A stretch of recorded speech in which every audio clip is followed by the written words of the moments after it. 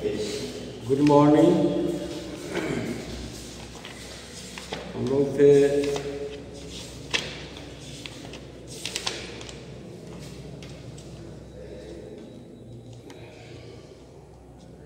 Chapter 17 पे stars and the solar system.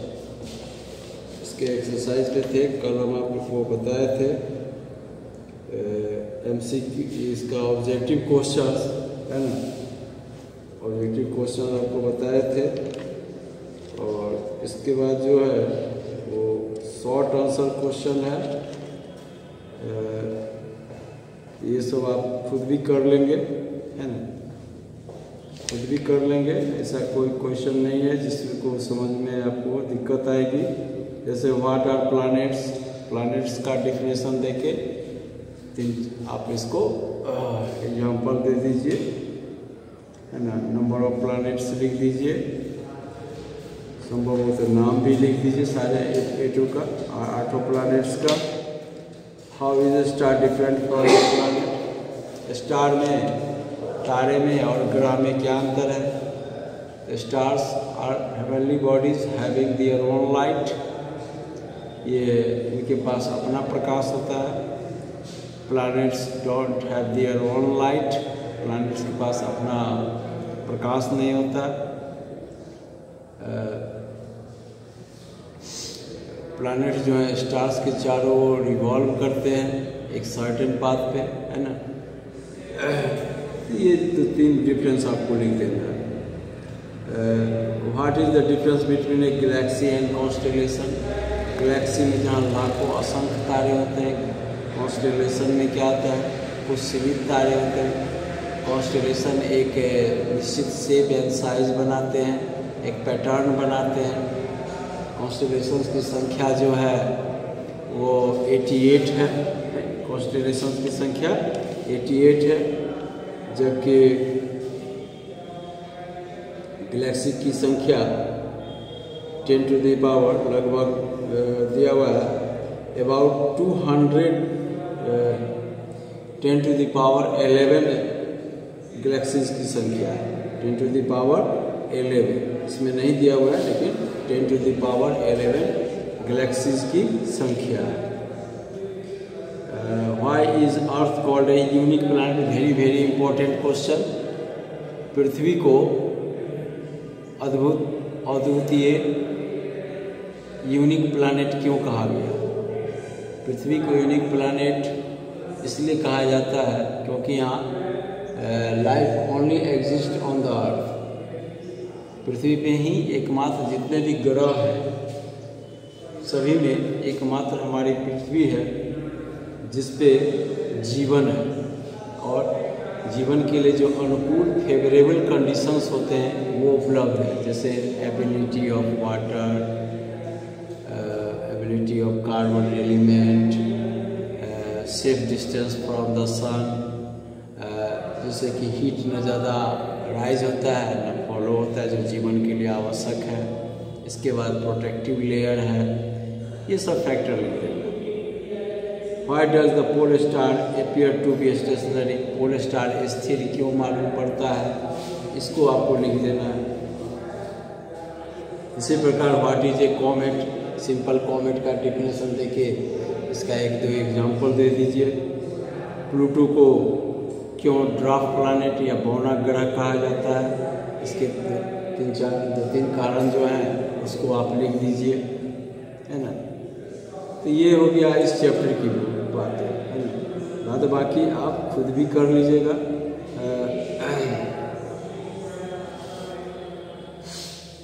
कुछ hot questions भी हैं, इसको भी आप बनाइएगा, ठीक है। अब आ जाइए, जो चैप्टर बचा हुआ है आपका, बचा हुआ जो है वो है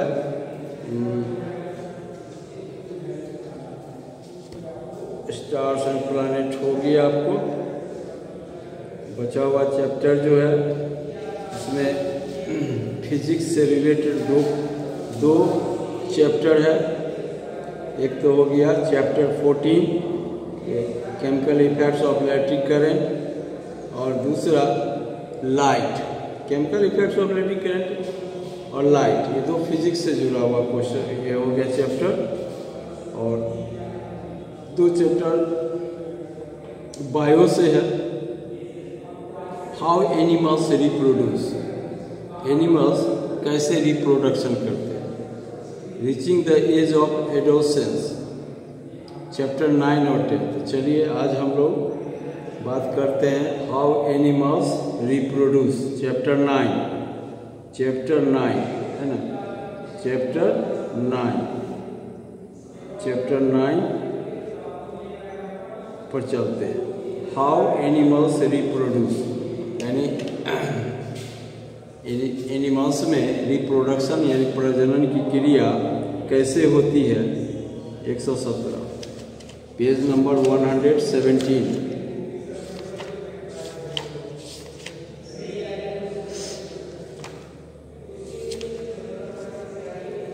इसमें है, इससे पहले आप जानते हैं कि सेक्सुअल और एसेक्सुअल रिप्रोडक्शन है ना के बारे में पिछली कक्षा में आप पढ़ चुके हैं। तो इस चैप्टर में है आपको कि सेक्सुअल यानी लैंगिक प्रजनन जीव जंतुओं में कैसे होता है, डेवलपमेंट ऑफ एम्ब्रो का डेवलपमेंट विकास कैसे होता है, एसेक्सुअल रिप्रोडक्शन कैसे है, और story of Dolly the clone के द्वारा तैयार किया गया पहला जो भेड़ था जिसका नाम डॉली रखा गया था, वो कैसे अस्तित्व में आया। इसमें 4 चीज़ें हो गई। इसको जानने से पहले थोड़ा सा आप ये देख लीजिए, फैक्ट 5, यूनिसेक्सुअल ऑर्गेनिज्म और हर्माफ्रोडाइट्स और बायोसेक्सुअल ऑर्गेनिज्म है ना, यूनिसेक्सुअल और बायोसेक्सुअल, यानी all those animals which reproduce sexually, जो सेक्सुअली करते हैं, आर ऑफ 2 टाइप्स। सेक्सुअल जितने भी एनिमल्स सेक्सुअल रिप्रोडक्शन करते हैं उसमें 2 प्रकार के होते हैं। एक हो गया यूनिसेक्सुअल एनिमल्स, दूसरा हो गया बाइसेक्सुअल। बाइसेक्सुअल को हर्माफ्रोडाइट्स भी कहा जाता है ना। तो यूनिसेक्सुअल क्या है,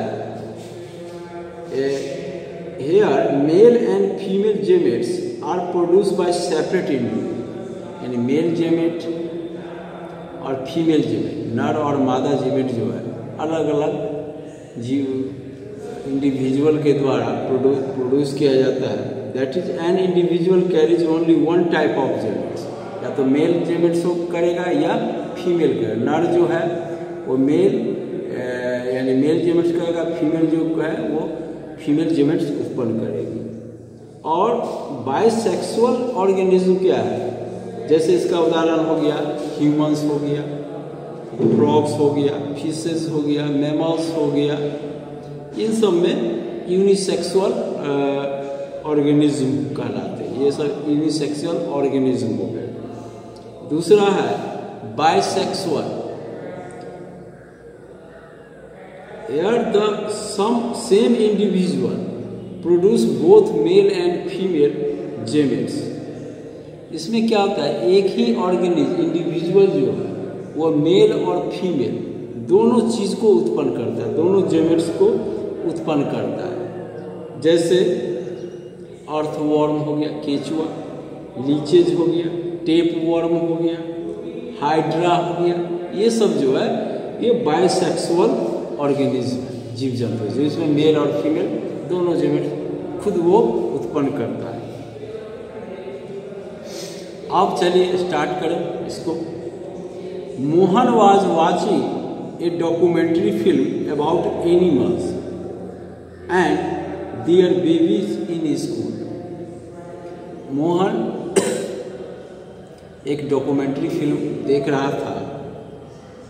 Mohan was watching A documentary film about animals and there babies in school में एक डॉक्यूमेंट्री फिल्म देख रहा था जिसमें जानवर और उसके बच्चे के बारे में बताया जा रहा था।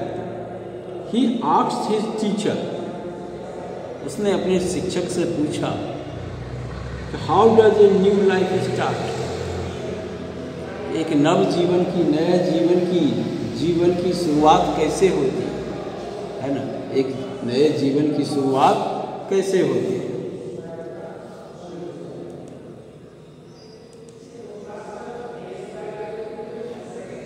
Teacher replied as a result of process of reproduction, तो टीचर ने जवाब दिया कि नए जीव की उत्पत्ति जो है रिप्रोडक्शन के फलस्वरूप, यानी रिप्रोडक्शन के फलस्वरूप उत्पन्न होती है। और याद रखिए, सजीवों का जो सबसे प्रमुख लक्षण होता है वो रिप्रोडक्शन ही होता है, जो कि उसको टोटली नॉन लिविंग थिंग से अलग करता है, सेपरेट करता है। रिप्रोडक्शन मीन्स टू प्रोड्यूस और to produce more of the same kind. Reproduction का आप जानते हैं कि री जिस शब्द के पहले लग जाता है उसका मतलब होता है दोबारा, पुनः, रीओपन फिर से खोलना, रीराइट दोबारा लिखिए, है ना, रिवाइज फिर से पुनरीक्षण कीजिए, है ना।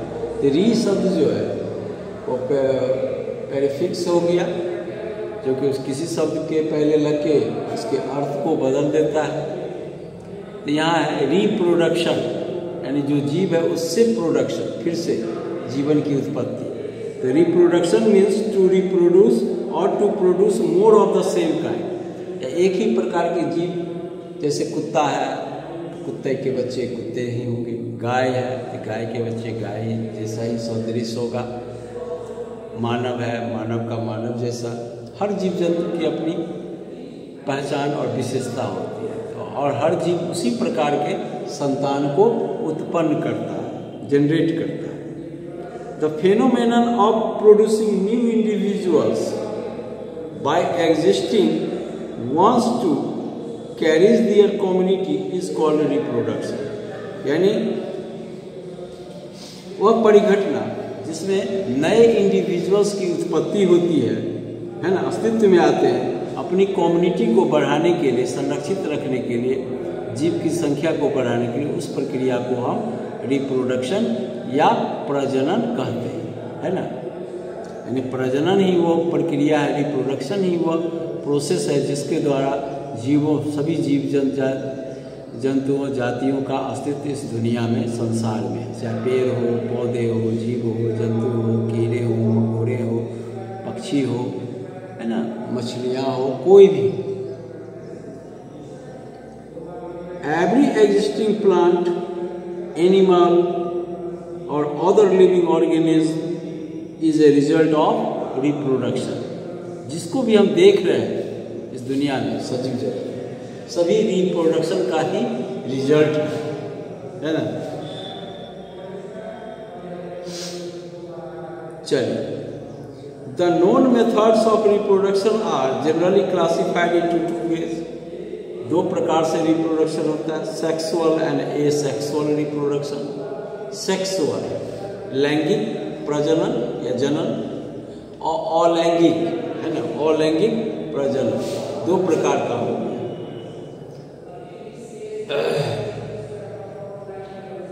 दो प्रकार से हो गया, आपके पिक्चर में दिया गया है, पेज नंबर 117 में देखिए।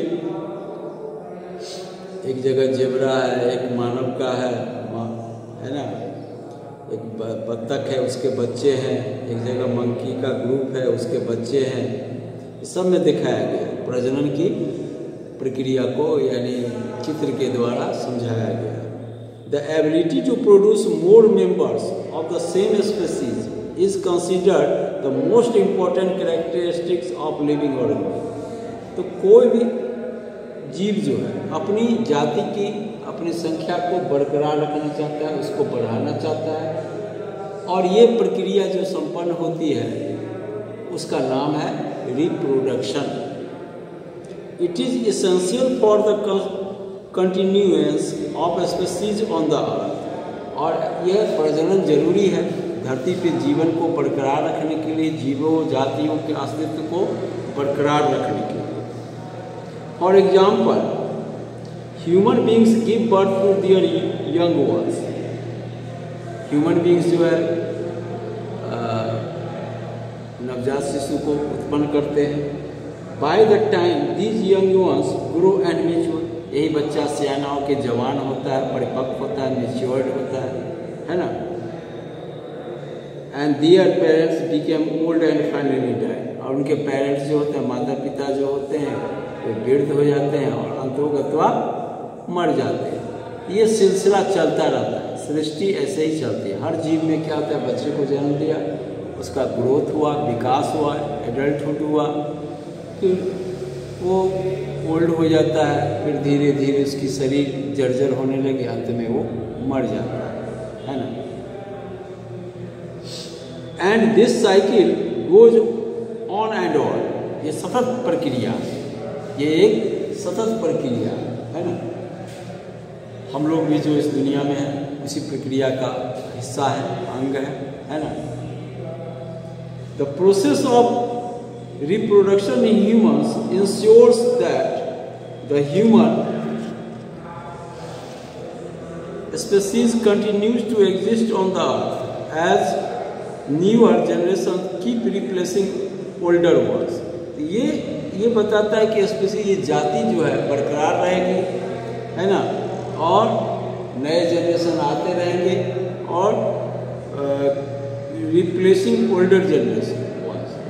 तो ये जैसे कोई बच्चा है, नवजात है, देखते हुएगा शुरुआत में वो चलना नहीं जानता, गोदी में खेलता है, फिर वो चलना वलना सीखता है, फिर सियाना होता है थोड़ा, तो वो पढ़ाई शुरू करता है, फिर और सियाना हुआ, यूथ होता है, फिर मैच्योर्ड होता है, फिर वो ओल्ड हुआ, उसके बाद अंत में वृद्ध होकर वो खत्म हो जाता है। ये प्रक्रिया सतत, ये एक सिलसिला है, कभी खत्म नहीं होगा जब तक जीवों का अस्तित्व इस दुनिया में, जैसे मानव का अस्तित्व है, इस प्रकार बड़े बूढ़े, बच्चे, स्त्री, पुरुष सभी आपको देखने में मिलेंगे। बाजार में जाइए, कहीं जाइए, हर लेवल के आपको लोग मिलेंगे। कोई बच्चा है घर में, कोई सियाना है, कोई एकदम चाइल्डहुड में है, कोई यंगहुड है, कोई एकदम एडल्ट है, कोई प्रौढ़ है, कोई वृद्ध है, सभी तरह के लोग आपको दिखाई पड़ेंगे।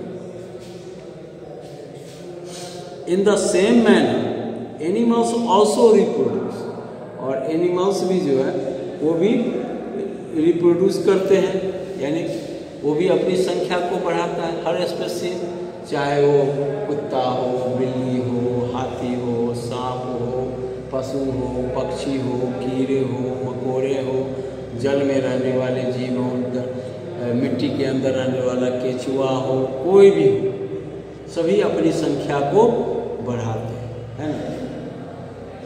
इन the same manner animals also reproduce and give birth to their young ones. जैसे मानव में होता है उसी प्रकार अन्य जीव जंतुओं में भी ये होता है, और वो अपने संख्या को बढ़ाते हैं, अपने जाति के स्पीशीज की संख्या को बरकरार रखने के लिए वो संख्या को बढ़ाते हैं। Ensuring that their species continue to exist on the earth, ये इंश्योर सुनिश्चित करते हैं कि उनकी जाति का अस्तित्व इस दुनिया में बरकरार रहे। Likewise most plants also reproduce through the seeds, अधिकांश पौधे जो हैं बीज के द्वारा रिप्रोड्यूस होता है, उनका अस्तित्व, वो अस्तित्व में आते हैं। सीड्स कहाँ पाया जाता है, तो फ्रूट्स में। बीज को आप छिड़क दीजिए, बीज से नए पौधे का जन्म होता है। And in this chapter we will mainly discuss sexual reproduction, लेकिन इस चैप्टर में हम लोग खासकर सेक्सुअल रिप्रोडक्शन के बारे में ही जानकारी प्राप्त करेंगे, वो भी खासकर ह्यूमन बीइंग्स के बारे में, मानव के बारे में।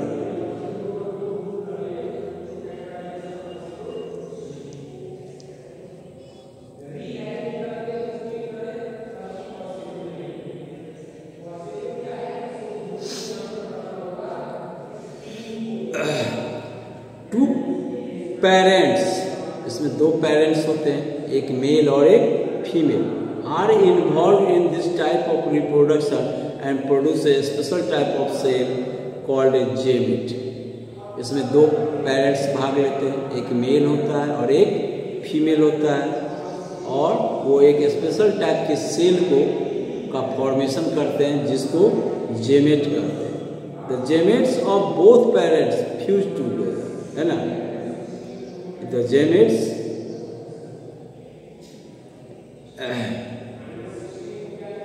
यानी मेल जेमेट और फीमेल जेमेट, मेल जेमेट को उत्पन्न करेगा, female gamete.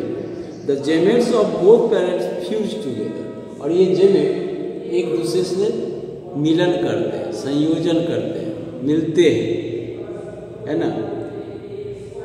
The process of fusion of male and female gametes is termed as fertilisation. इसी को फर्टिलाइजेशन कहा जाता है, यानी निषेचन कहा जाता है। ए सिंगल सेल जाइगोट, और इस फ्यूजन के कारण, इस फर्टिलाइजेशन के कारण जो नया सेल बनता है उसको जाइगोट कहा जाता है। ZYGOT, जाइगोट, उसको क्या कहा जाता है? जाइगोट। जेमेट जो हुआ मेल सेक्स सेल को हम कहेंगे जेमेट, और फीमेल उसको भी जेमेट। तो दोनों के फ्यूजन से यानी फर्टिलाइजेशन से जो नया सेल तैयार होता है उसको जाइगोट, ZYGOT, जाइगोट कहा जाता है।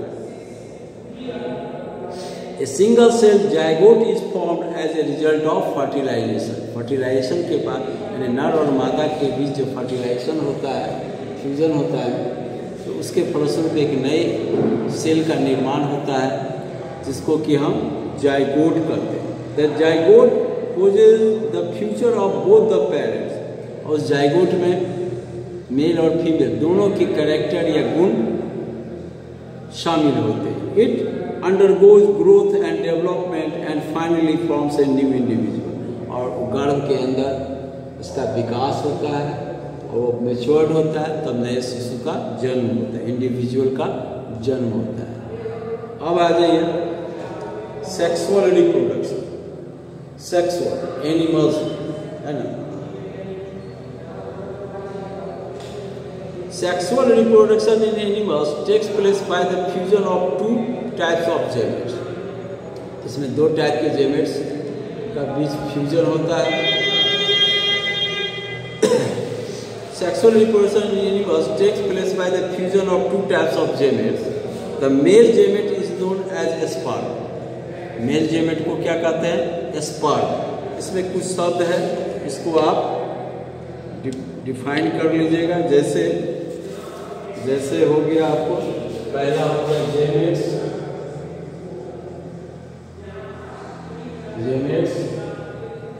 दूसरा जाइगोट, तीसरा स्पर्म,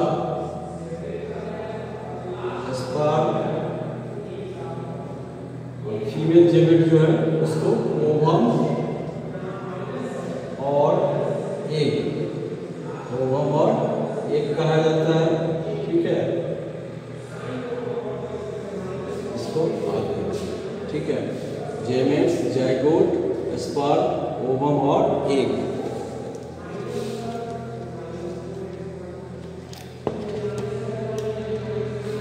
मेल और फीमेल जो सेक्स सेल्स होते हैं उसको जेमेट्स कहते हैं। उनके फ्यूजन से यानी फर्टिलाइजेशन से जो नए सेल का निर्माण होता है उसको जाइगोट कहते हैं।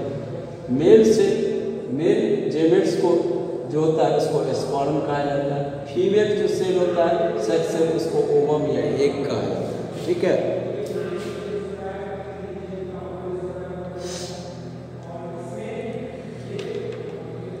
Female gamete is known as an ovum or egg. These gametes are very small and cannot be seen with the naked eye. ये जो जेमेट्स होते हैं ये बहुत सूक्ष्म होते हैं, जिन्हें नंगे आंखों से हम नहीं देख सकते। They are only visible with the help of high-powered microscope. High-powered microscope है, उसकी सहायता से इनका निरीक्षण किया जा सकता है। The fusion of sperm and ovum sperm यानी मेल का जो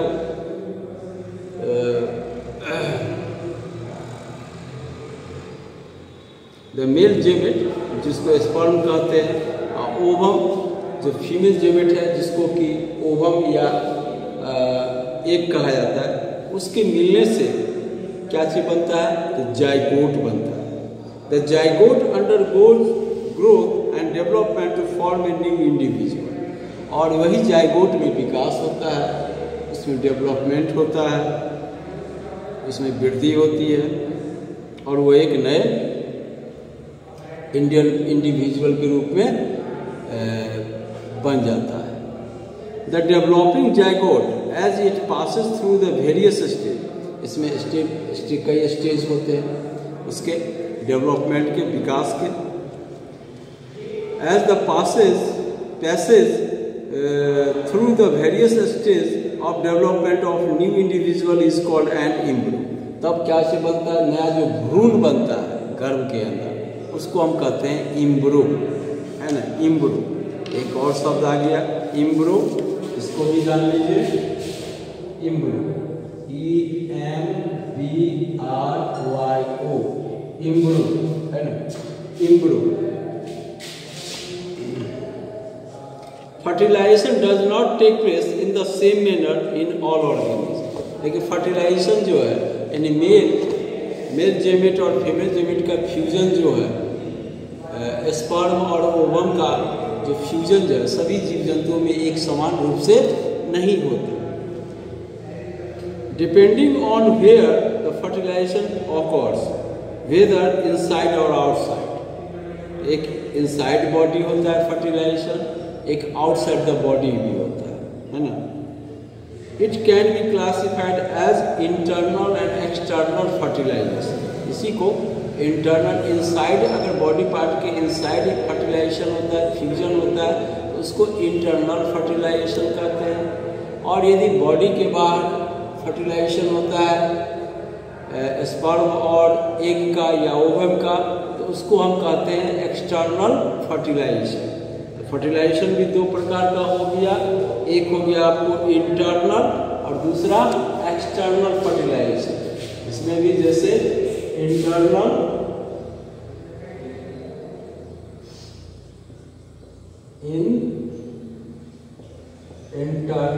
फर्टिलाइजेशन,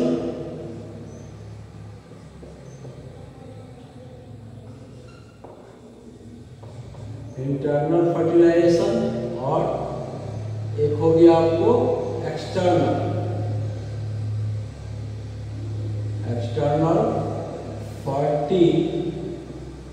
फर्टिलाइजेशन, यानी आंतरिक निषेचन, बाह्य निषेचन, है ना।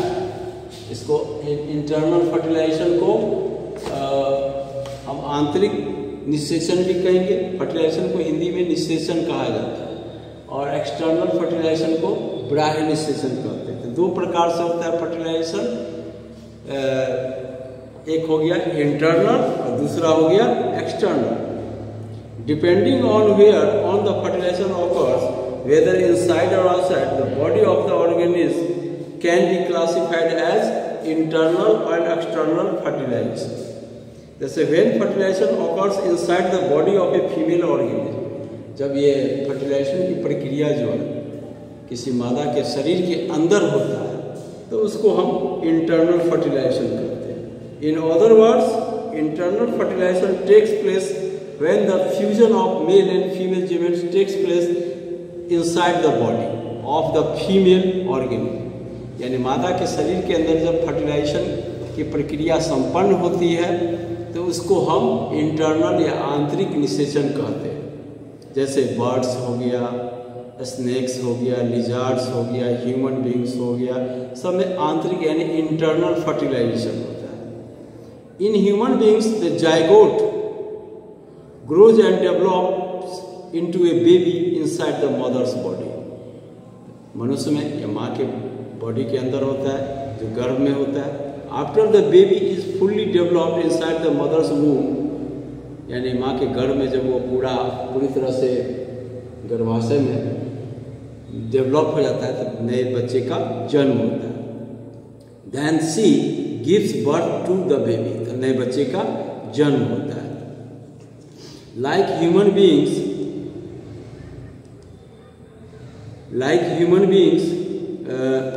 other animals also give birth to their young ones, but the process is different in different animals. The animals that give birth to young ones are called viviparous animals. जो कि जो बच्चे का जन्म माँ के गर्भ से होता है तो उसको हम विविपोरस एनिमल्स कहते हैं, है ना। यानी the animals that give birth to young ones are called viviparous कहते हैं। और जिनका अंडे से होता है ना, उनको ओविपेरस, उनको क्या कहते हैं, ओविपेरस। तो आज इतना ही, कल से आगे हम लोग चर्चा करेंगे। आज इतना ही रहने दीजिए, ठीक है। अब हो गया, इसको देखिएगा, वर्ड लिख दिए हैं, इसको समझने का कोशिश कीजिएगा और डिफाइन कीजिएगा अपने नोटबुक पे। Thank you all of you.